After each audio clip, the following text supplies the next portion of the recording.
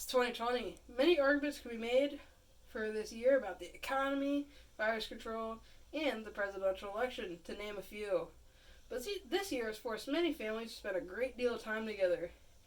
Parents have many things to worry about, so they can trust the government to show their children appropriate media without them ever getting involved, right? No. Parents should be more aware what entertains their children, not just for the kids' safety, but for the industry's safety as well. Hello, my name is Art Sims. I'm going to tell you a little bit about censorship in media and how parents should be more involved with their children about media. To start things off, we're going to start in the 80s with music censorship.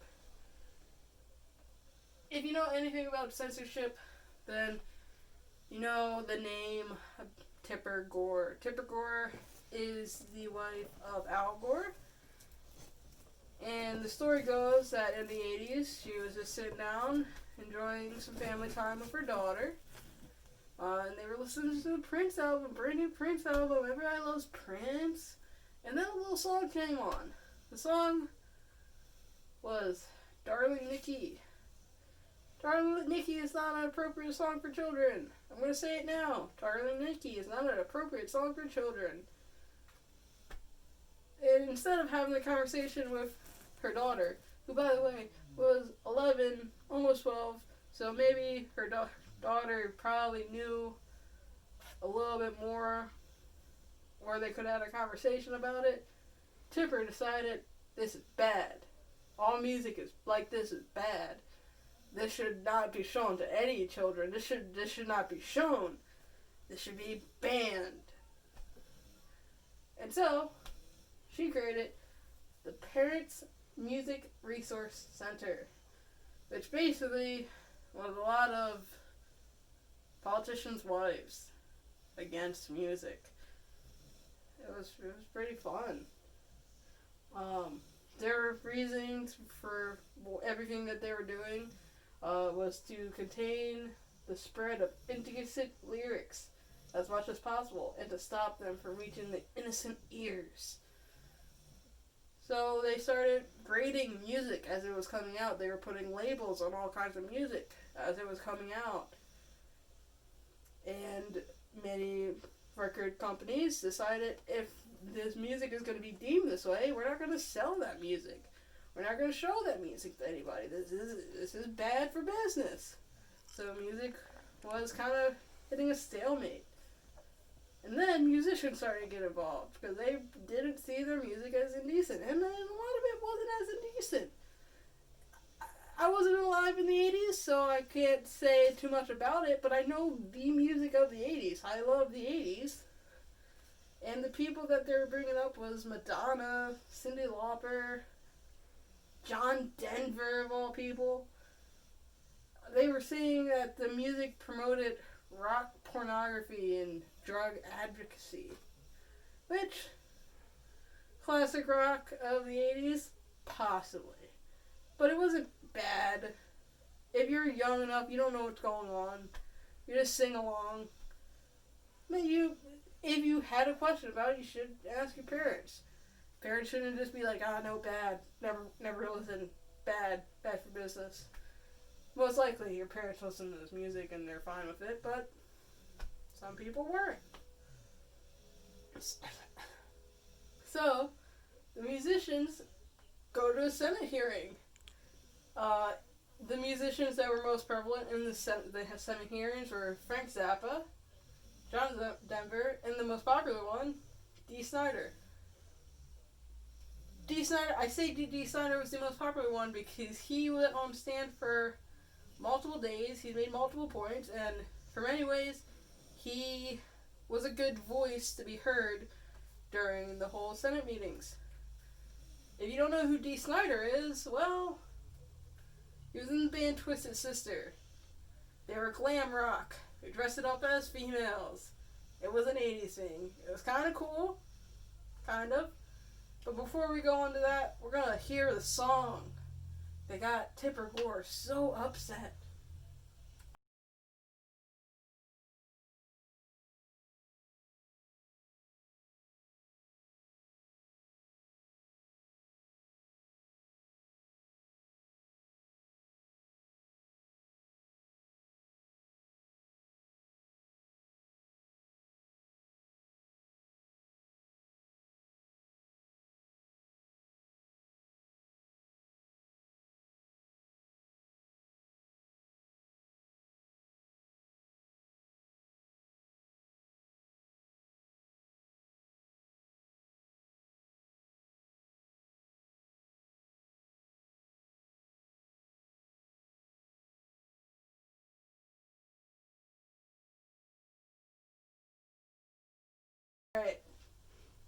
Dee Snider, Twisted Sister, bad rock musician.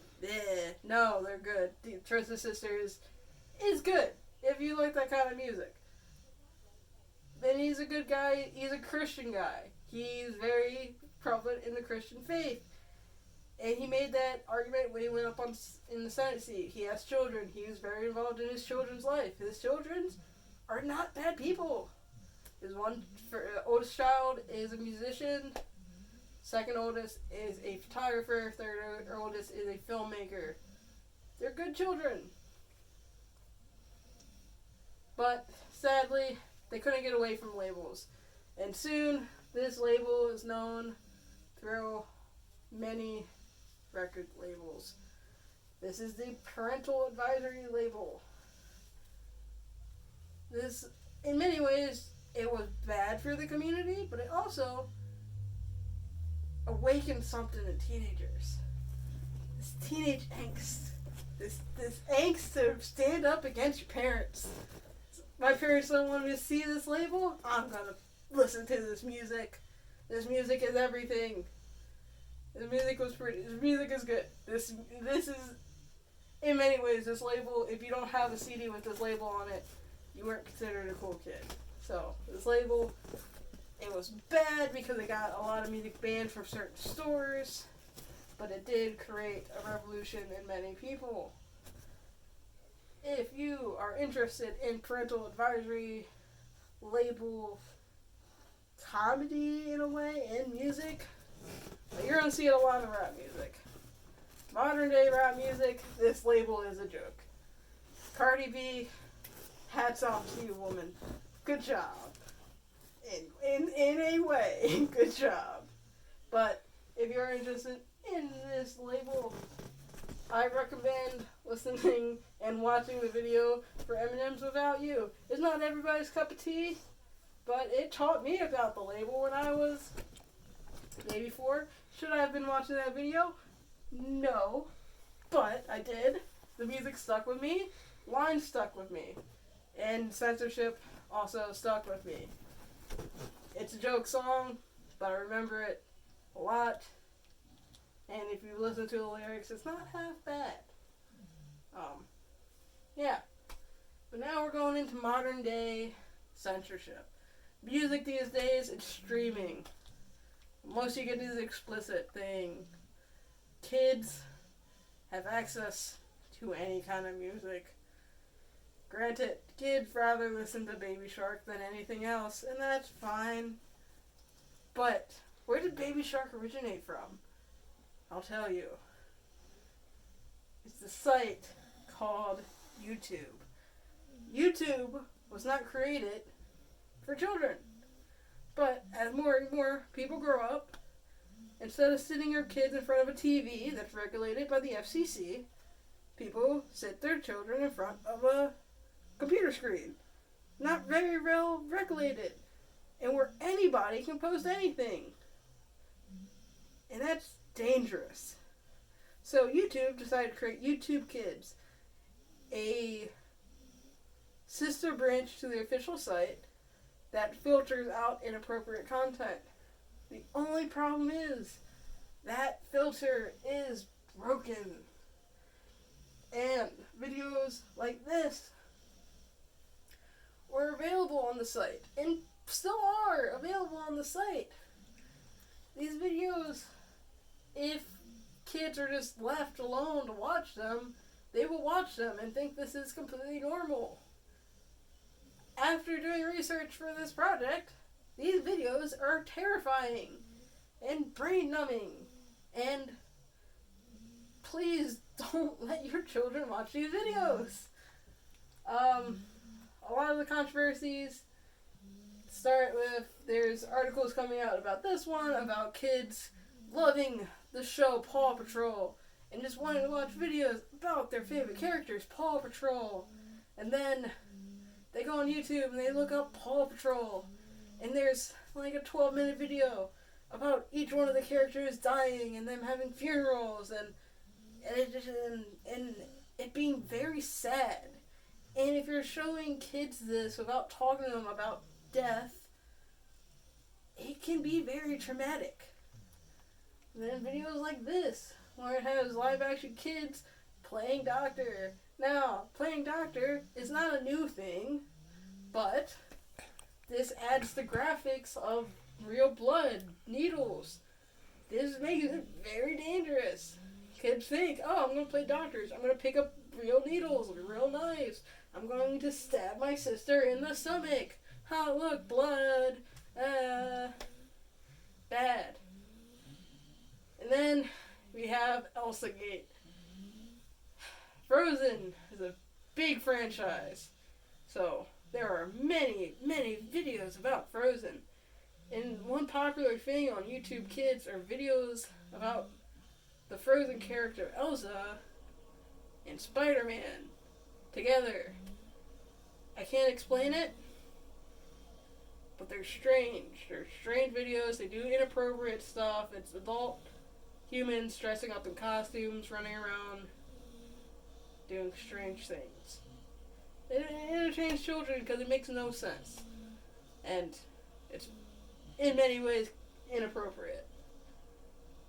So these videos got through the algorithm. And kids were watching these videos. And kids were getting scarred. Because nobody was watching these kids watching these videos. These kids don't know how to process things. Some of these kids can be as young as 2 to 3 years old. And they're watching videos like this thinking this is normal. It's not normal. And then YouTube gets sued. YouTube gets sued by the Federal Trade Commission. They get sued for $178 million because they were allowing videos to be seen by kids without giving them any kind of warning. And again, I'll say it, YouTube was created in 2005. It wasn't created for kids, it was created for people to share videos. Kids are on the platform, kids are going to watch it. They've created a kids site, was flawed. And now YouTube's getting sued. So now, the COPA Act gets implemented. The COPA Act pretty much made it so anybody that uploads a YouTube video, they have to specify, is this video for children or not? If the video is for children, no ads on the video. And it has to go through an extra processing, which can slow down videos being released. Now, there are many creators on YouTube. YouTube is a multi-million-dollar company, and creators on that company, that's their full-time job. So if a video ends up being late because they deem it for kids, that could be pretty big for the creator to lose out on money. But the other thing is, if a creator deems your video not for children, and it gets picked up by the algorithm, and the algorithm determines that it is for children, that creator not only gets a strike to their channel, but they can get sued for $45,000. YouTube creators don't make that much money. There are many creators worried about this, mainly creators that do animation. Animation takes a long time to process on YouTube, because these people are doing them by hand. So, animation usually gets picked up as children content. So these people will spend about 128 hours on a YouTube video. It gets deemed for kids. Either they make no money from the video, or they put it up not for kids. It gets picked up for kids, and they get sued. So they lose money either way. So the system is still flawed. And it's all because the government took control. YouTube got in trouble because the government took control. YouTube got in big trouble, so they had to make everybody else in trouble. It's not their fault completely. That's a lot of money to lose. I mean, they make a lot of money, but it's a lot of money to lose. So, who's really at fault here? The YouTube company or the parents for just sitting their children in front of computer screens and never asking their children what they are watching? Now, there is one question that will come up in parents being involved in their children's life. And that is over-controlling parents. like maybe Tipper Gore, and how that could like hurt a child with having over-controlling parents. There was a study done by the University College London, that led to a claim that pretty much overly controlling parents hurt the emotional well-being of children. And that's pretty well known. So, how controlling can you be with your children? I'm not recommending you ban your children from media. That can stunt them. If they don't see the world, when they get old enough to live in the world, they are going to have a breakdown. There is no way around it. They need to see what the world is made of, and as they grow up, they have to be comfortable enough to come to their parents and say, I just saw the weirdest thing. And feel safe enough to be like, let's talk about this. Because if they don't have that comfortable feeling of being with their parents and having a conversation with their parents, it can hurt the children very bad. And these millennials are messed up. They're depressed. They have emotional problems. Is it because their parents? A lot of them will say yes. A lot of them will say no. It's 50-50. But media can be an outlet for stress relief, and it can also teach the world a lot about the world. In conclusion, I believe parents should be in more control of what their children choose to entertain themselves with and not attack an industry. Parents need to be more aware of what their children watch or listen and have an open dialogue so they don't have to fear their children growing up with a stunted view of the world. Just watch your children. Be interested in your children. You have the children. Ask them some questions sometime. That's all I got. Thanks for watching.